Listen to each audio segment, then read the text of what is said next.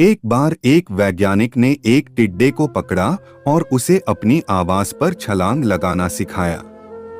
वैज्ञानिक टिड्डे से कहता कूदो।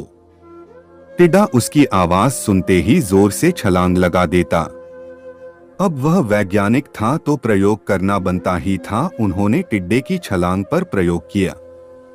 वैज्ञानिक ने उसकी एक टांग तोड़ दी और फिर बोला कूदो। अब टिड्डे की छलांग की दूरी कम हो गई। वैज्ञानिक ने उसकी दूसरी टांग तोड़ दी और फिर बोला कूदो। टिड्डे की छलांग और कम हो गई। अब तोड़ी गई उसकी तीसरी टांग, फिर छलांग की दूरी और कम हो गई।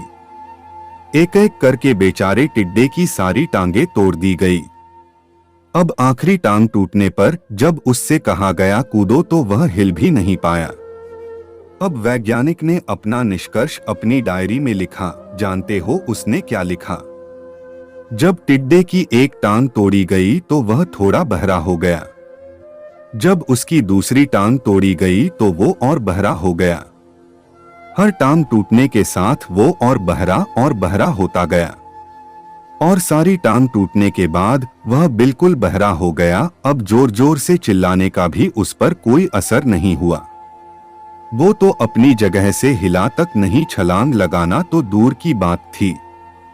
इस कहानी को सुनकर सभी को ऐसा ही लग रहा है ना कि क्या मूर्ख वैज्ञानिक था, इतनी सीधी सी बात उसे समझ में नहीं आई। या कुछ लोग ये भी सोच रहे होंगे कि ये तो किसी बच्चे को भी पता है कि टिड्डे की छलांग उसके टांग टूटने की वजह से कम होती जा रही थी, ना कि वह बहरा हो गया था। दोस्तों, हम सभी जीवन में कई बार ऐसे ही मूर्ख बन जाते हैं। कई बार जीवन में दो घटनाएं एक साथ ऐसे घटती है कि उनका एक दूसरे से कोई संबंध होता ही नहीं, फिर भी ऐसा लगता है कि गहरा संबंध है। कभी कभी दिखता कुछ और है लेकिन समझ कुछ और आता है और वास्तव में होता कुछ और है। इसीलिए अगर पछताना नहीं है तो जीवन में जल्दबाजी में कोई निर्णय ना ले, हमेशा समझबूझ का इस्तेमाल करे, सावधानी बरते, नतीजे सोच विचार कर ही निकाले।